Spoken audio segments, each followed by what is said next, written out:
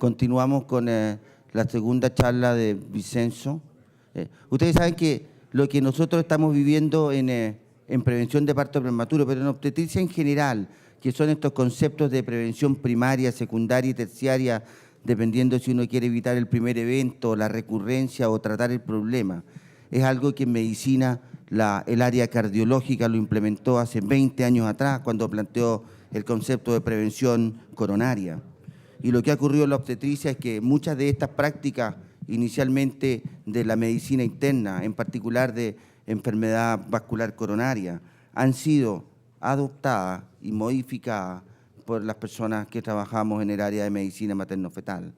Y por lo tanto, hoy día hablar de prevención primaria, que para ningún cardiólogo es una novedad, para nosotros comienza a ser una realidad en torno a parto prematuro. Vicenzo. Muchas gracias, Alfredo.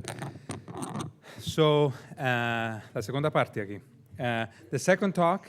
Vamos a la segunda batita, la segunda charla. Espero que terminemos a tiempo y que tenga preguntas. Vamos a hablar de la prevención primaria y secundaria en parto prematuro.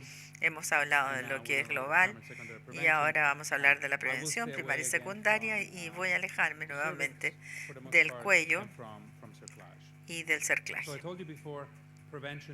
La prevención es mejor que la cura. Como ya les dije, Benjamin Franklin, posiblemente uno de los hombres de Filadelfia más conocidos, él diría que una libra de prevención es igual a una onza de prevención, vale más que una libra de cura. Así que un gramo de prevención es más que un kilo de cura para nosotros, para los europeos y los sudamericanos. De lo que vamos a hablar, según nuestra línea de la charla, vamos a hablar de lo que es prevención primaria, secundaria, un poco acerca del parto, pretérmino. Vamos a hablar de esta prevención secundaria donde tenemos tantos datos. Lo que es muy importante es la idea de preconcepción. Nuevamente volviendo al FDA y al CDC, el Centro para el Control de las Enfermedades, la visita más importante para una mujer embarazada, lo más importante es antes de que ella se embarace. Y les voy a ayudar a todos a entender esto. Pueden ver a la mujer a las 6 semanas, a las 8, al inicio del embarazo, y no es igual que si la ven 4 meses o 6 meses antes. Es muy importante la idea de la preconcepción y de hecho es uno de mis campos de interés mayores. Las cosas son más fáciles algunas de decirlas que de hacerlas en el caso de la preconcepción. Pero ciertamente yo he tenido niñas con 11, 12, mujeres con 52, 55. La de 55 tuvo gemelos, entonces he tenido partos que son realmente complejos. Pero sí hay que decirles es mejor que no tengan un niño cuando tienen 11 o 12 o a los 55. Es mejor que eviten esos extremos. Otro concepto que a lo mejor puede ser mejor conocido por ustedes, los médicos, pero no muy bien conocido por las mujeres, es que el mejor momento es entre el último parto o pérdida y el próximo embarazo es entre 18 a 24 meses, y que si uno se embaraza demasiado rápido después de haber tenido ya sea parto prematuro o no, después de un aborto, después una pérdida, y en menos de 6 meses posiblemente va a sufrir otro evento igual al anterior. Hablamos de la gestación múltiple, también el ácido fólico, que no solamente impide las enfermedades congénitas, sino también evita el parto prematuro. Ustedes tienen cereales con granos 45, excelente. Y esa es otra razón por qué ha bajado el porcentaje de partos prematuros en Estados Unidos. Y es bueno cuidar a la mujer en general que se vacune para que ésta no tenga alguna de estas o algún otro problema. Vamos a revisar una lista en el mundo en desarrollo, donde se dice que el parto prematuro es tan importante que a veces simplemente no hay suficientes calorías, suficiente alimento. Hay estudios randomizados, hay metaanálisis que nos muestran que tenemos 300, 400 calorías más por día en comparación con solamente 1000 calorías al día, porque no hay suficiente que comer, que va a tener menos partos prematuros. Poco en Estados Unidos y en Chile. El problema es al revés. El evitar ser muy pequeño, menos de 50 kilos o 120 libras, o con un índice de masa ósea de 19, primero tenemos el antes del parto prematuro, lo otro es ser muy, muy delgado. El abuso de drogas, el psicológico, las drogas teratogénicas, el tener enfermedades que no están controladas. Todas estas son cosas fáciles de analizar y de abarcar. Preconcepción. Y en términos de prevención, en Estados Unidos nosotros somos terribles. En Estados Unidos hay muy poca prevención. Nuestro sistema funciona de tal forma que nosotros ganamos más cuando la señora entra a la UCI, está muy enferma con preeclampsia, 20 semanas y tiene un neonato. Los administradores a veces nos dicen no tenemos suficientes guaguas prematuros. ¿Qué les pasa? Eso debería hacer que la piel se les realmente o haga que la sangre hierva. Necesitamos hacer más cosas preconcepción y menos cuando la gente ya está muy enferma. Y la larga lista, vamos a hablar de fumar, del alcohol, del abuso de las drogas, del alcohol. La heroína y la cocaína son muy comunes. En mi hospital de Jefferson cada año tenemos como 70, 80 mujeres que deben tomar metadona porque utilizan heroína. Todos los años en un solo hospital. La diabetes es muy común. 10% o más de la población en Estados Unidos tiene diabetes. Más del 30%, como saben, sufre de obesidad. La hipertensión, el hipotiroidismo, hay que asegurarse que está haciendo un screening para estas enfermedades, que las está tratando y que antes de que se embaracen, todo esto se optimice y que todas están bien. Tenemos mujeres con todas estas enfermedades y si no se controlan, entonces van a tener más partos prematuros. El lupus, el asma es muy común. Luego aquí el VIH es menos común, vemos mucho de clamidia, de gonorrea, de tricomonas, etc. Las enfermedades de transmisión sexual que obviamente estarían asociadas al parto prematuro. Y hacemos un muy mal trabajo en los Estados Unidos acerca de lo que es el abuso físico o psicológico. Eso es la preconcepción, que pienso es la más importante.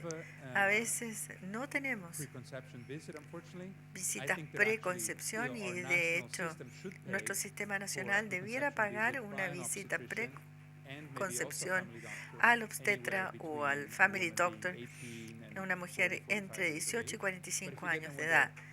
Pero si uno las recibe cuando ya están embarazadas, la ultrasonografía precoz, hemos hablado de la pérdida de peso, del fumar, de todos estos temas, algunas con más evidencia que otras, pero hay muchos temas que pueden mejorar al comienzo en el cuidado prenatal en términos del parto prematuro.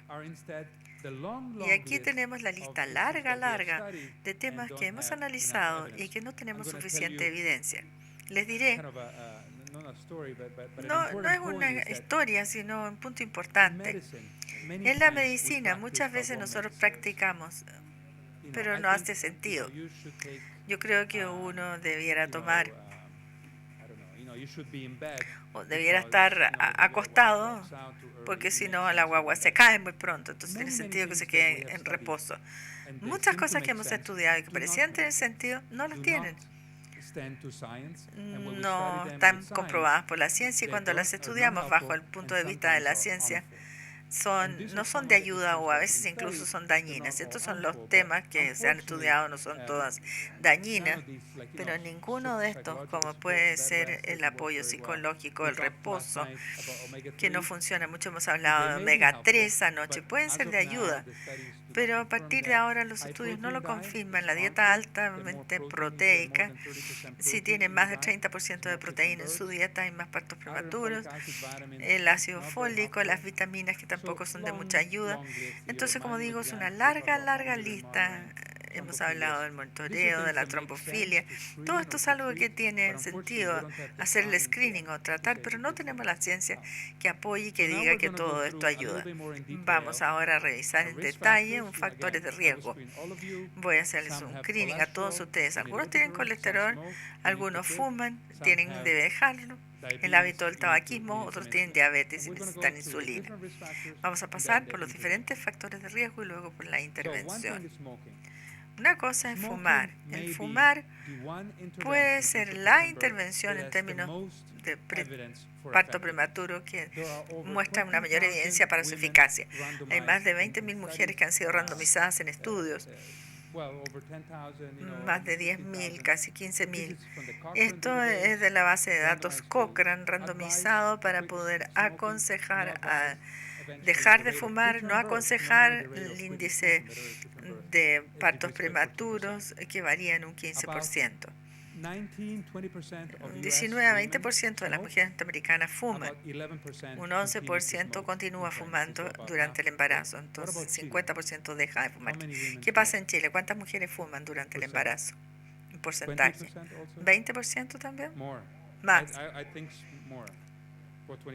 25 a lo mejor por ciento, 22 por ahí. Bueno, esto es un tema importante en Estados Unidos y también es un tema muy importante en Chile.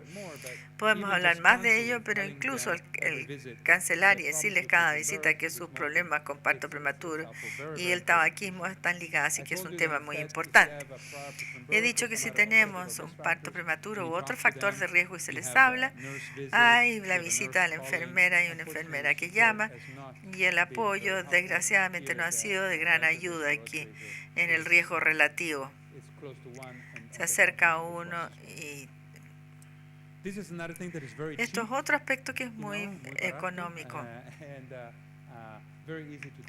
y muy fácil de hacer, y por eso que hemos enviado a hacer cultivos de orina a cada mujer en el embarazo.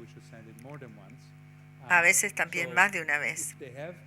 Si tienen bacteriuria y uno les da un antibiótico, esto comparado con no dar un antibiótico, tienen un 40% de variación en los partos prematuros. Entonces, una forma muy eficaz de impedir el parto prematuro. No vamos a hablar de reposo en cama, porque estos son datos de la base de datos Cochrane. Hay un par de estudios randomizados al respecto y sí, uno coloca gemelos normales en el hospital a 24 semanas y los pone en reposo. La incidencia del parto prematuro por reposo es de un 84% más alto. No es más bajo, es más alto. Entonces, hay ciertas cosas que tienen sentido y otras que no ecuacionan para experimentar un beneficio. ¿Ustedes hacen un screening para la vaginosis bacteriana? Algunos sí, otros no. Es muy controvertido en Estados Unidos, tengo lo mismo, algunos sí, otros no, y creo que es muy importante en Inglaterra y en alguna parte de Europa. Si vemos los estudios randomizados en mujeres de bajo riesgo, esto pareciera no ser de ayuda. Aquí es uno, y nuevamente las de alto riesgo, aquellos. Aquí hay un 25% de aumento en parto prematuro y muchos metaanálisis. Algunos metaanálisis, aquí es uno, a lo mejor puede no ser de ayuda en algunos casos, pero es controvertido. Se hace el screening bien y si no lo hacen también está bien. En cuanto a hacer muchos exámenes desde el punto de vista manual, hay estudios randomizados que dicen que esto también pudiera ser deleterio, dañino, y que uno tiene más hemorragias intraventriculares y más días conectados a ventilación mecánica. El dar antibióticos a todas con un parto de pretérmino anterior también puede ser deleterio, o sea, dar lugar a más partos de pretérmino cuando se da clindamicina en comparación a placebo. Entonces hay algunas cosas que no funcionan y algunas cosas que son claramente dañinas. Hablamos de los ácidos grasos omega 3 y este es un estudio positivo, pero hay otro estudio aún más grande por el Instituto Nacional de Salud, el NIH en Estados Unidos, por el Dr. Harper, que dice que los omega 3 no son útiles en las mujeres que tienen parto de pretérmino y por lo tanto no los usamos comúnmente en Estados Unidos. Progesterona hablaremos más adelante, pero la progesterona se ha asociado desde hace 20 años con una disminución en los partos de pretérmino. Hablaré de la progesterona también esta tarde, pero esta tarde me referiré a la progesterona para los cuellos cortos y ahora hablaré de la progesterona para otras situaciones. Hay un estudio en cuanto a progesterona que se les da a todas las mujeres para prevenir el parto de pretérmino y esta no funciona. Vamos a hablar de los que tuvieron parto prematuro antes y hablaremos también de múltiples gestaciones. Las dos progesteronas que se han estudiado más para el parto de pretérmino y prevención del parto de pretérmino son la progesterona que se usa vaginal, que es la progesterona natural, y esta otra que es la 17P, que se usa por vía intramuscular.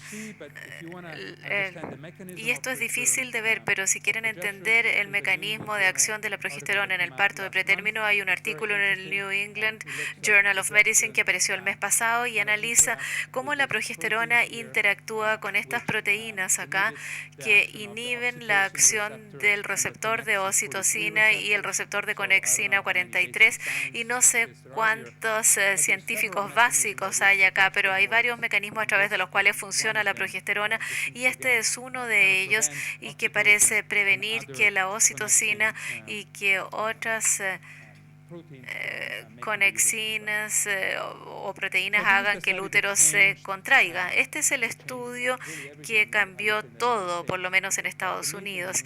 El doctor Mace en el New England Journal of Medicine publicó este estudio, embarazos únicos, que las madres habían tenido historia de parto de pretérmino antes y 2 mujeres de 3 recibieron 17 progesterona cada semana y los otros recibieron placebo y la disminución de parto de pretérmino fue 1/3 menos, o sea, 34% menos o 42% menos para las menores de 32 semanas y hay beneficios neonatales. Y de aquí Marco College decidió apoyar el uso de progesterona para las mujeres que tenían historia de parto prematuro. El uso de progesterona en Estados Unidos fue de menos de 15% a más de un 80% en aquellas mujeres que tenían historia de parto prematuro anterior. Y cambió en 2 años mucho entonces la perspectiva. Hay estudios con progesterona vaginal 90 miligramos y este estudio, incluso un estudio aún más grande, que fue un estudio negativo. Rápidamente, 600 mujeres, la incidencia de parto prematuro con progesterona fue 23% y la incidencia con placebo fue de 26 o 27%. No sabemos por qué este resultó ser un estudio negativo, por qué la 17P, que era la progesterona inyectable, no funcionaba, pero tal vez las mujeres de más riesgo en este estudio con progesterona fueron excluidas y tal vez las mujeres que tenían cuello corto o que necesitaron cerclaje no fueron incluidas en el estudio y es por eso que la incidencia a lo mejor de parto de pretérmino fue mayor en este estudio. Y todavía no sabemos si la progesterona vaginal funciona para las pacientes con historia de parto de pretérmino y un análisis secundario de este estudio demostró que la progesterona vaginal evitaba que el cuello se acortara y ya hablaremos del cuello corto esta tarde. No tengo suficiente tiempo para revisar esto, pero hay muchos estudios, 4 o 5 estudios en cuanto a gestaciones múltiples, 2 o 3 en cuanto a parto prematuro y hay un estudio en rotura prematura de membranas usando progesterona para evitar el parto de pretérmino en estas poblaciones y es una evidencia buena de nivel 1 y ninguno de ellos mostró que la progesterona previniera el parto de pretérmino y si vemos la tendencia en las gestaciones múltiples, la incidencia de parto prematuro en todos los estudios grandes fue un poco mayor. Entonces yo no usaría progesterona para las gestaciones múltiples, no los usaría para todos porque pudiera ser deleterio el uso de progesterona en vez de ser beneficioso en estos partos múltiples. ¿Usan fibronectina ustedes? Vamos a hablar de ella. No, no la usan, parece, especialmente para las mujeres asintomáticas. Charles Lockwood, 20 años atrás, tuvo la idea de la fibronectina fetal, que es una glicoproteína fetal que está aquí entre la decidua y el corion, y este es uno de los estudios con fibronectina y es un muy buen examen predictivo, pero no hay buena intervención, no hay una tableta adecuada, no hay una buena cirugía para evitar el parto prematuro una vez que la fibronectina resulta positiva. Este es un estudio en cuanto a antibióticos publicado en el New England, y si damos metronidazol a las mujeres con fibronectina positiva, a todas ellas la incidencia de parto prematuro con metronidazol y eritromicina es la misma que con placebo, y se analizan las mujeres de mayor riesgo, el parto prematuro es significativamente más alto. Entonces, la eritromicina y el metronidazol, en este caso para algunas mujeres, no fue útil y fue deleterio, fue dañino. Si analizamos las tricomonas, que son otro factor de riesgo importante para el parto prematuro, otro estudio del NIH, metronidazol, ustedes ya conocen esto es un estudio inicial, no muestra beneficio, y este es otro estudio que demuestra que puede ser dañino. Entonces, si ven tricomonas y la mujer está asintomática, uno tiene que tratarla, pero uno no tiene que hacer screening en todas las mujeres tratando de buscar la tricomona para tratarla y prevenir el parto prematuro. O sea, sí, porque el tratamiento de ellas no parece prevenir el parto prematuro. Aquí hay muchos estudios, miles de mujeres randomizadas en cuanto a las contracciones precoces, y probablemente porque no podemos tratar a las mujeres que tienen contracciones de manera exitosa. Y luego voy a hablar del parto prematuro o el trabajo de parto prematuro, comenzando desde el diagnóstico.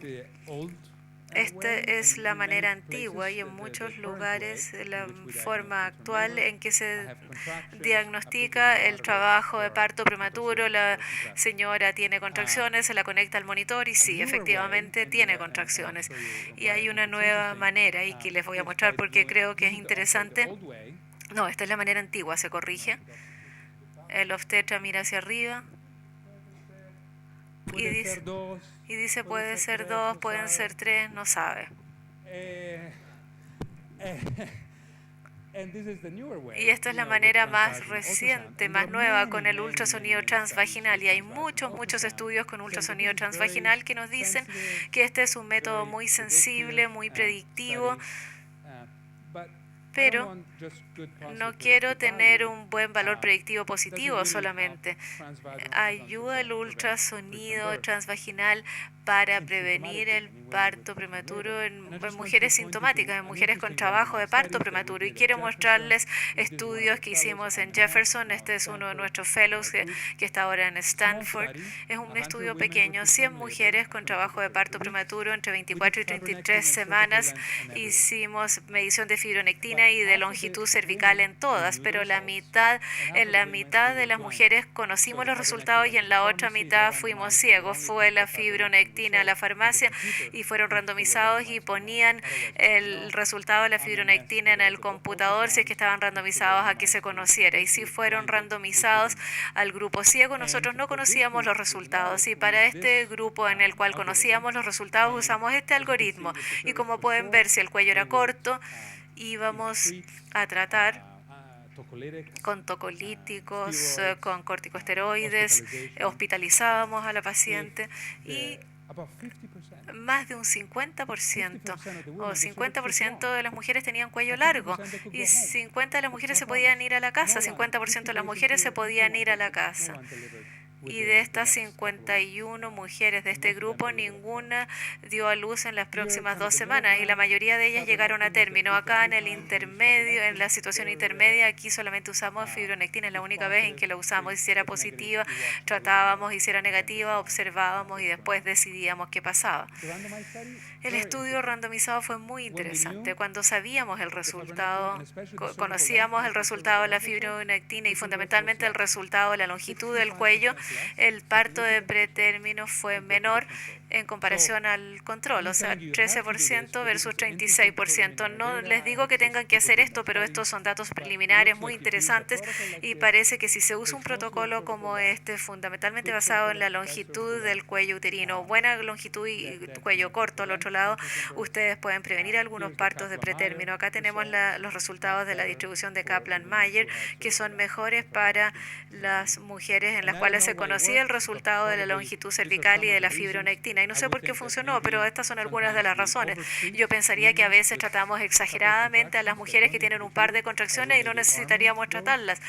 Y a lo mejor las mujeres que realmente tienen un cuello corto tal vez pudieran estar recibiendo corticosteroides, tocolíticos y estar en reposo. Y hay muchos estudios, pero se necesitan hacer más estudios aún.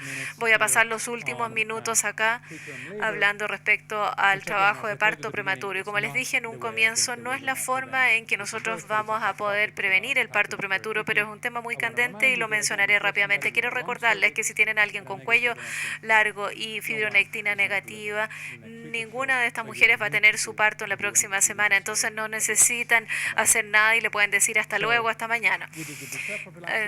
Hacemos profilaxis GBS y los referimos a cuidado terciario, y los corticosteroides son muy útiles para disminuir la morbimortalidad.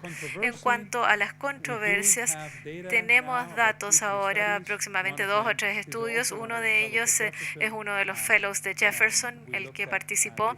Analizamos el efecto de los corticosteroides betametasona a las 23 semanas y de hecho el odds ratio para mortalidad neonatal fue significativamente menor si ustedes daban incluso una dosis o si daban ambas dosis, o sea, el tratamiento completo. Y ahora la mayoría de los lugares académicos en Estados Unidos dan los esteroides a las 33 semanas. No sabemos de las 34 semanas y de ahí en adelante, pero hay un estudio que se está haciendo, pero no lo usamos mucho después de las 33 semanas, los corticosteroides. Hablaré rápidamente del trabajo de parto de pretérmino. La hidratación no funciona, el reposo en cama no funciona, los antibióticos no funcionan y pueden ser deleterios incluso. Entonces, no hay evidencia para esto. En cuanto a lo que usamos y por qué lo usamos nifedipino y usamos un poco de indometacina y les voy a decir por qué. Los beta-agonistas, de hecho, disminuyen el parto de pretérmino y estos son estudios randomizados de la base de datos de Cochrane y funcionan, pero tienen muchos efectos colaterales. Hay muchos efectos colaterales en comparación al magnesio, por ejemplo, que va a tener estos efectos colaterales, y es por eso que en Estados Unidos 15 años atrás pasamos de los beta-miméticos al magnesio, pero el magnesio versus placebo hay muy pocos datos, muy pocos pacientes y de hecho no hay información que nos diga que funcione.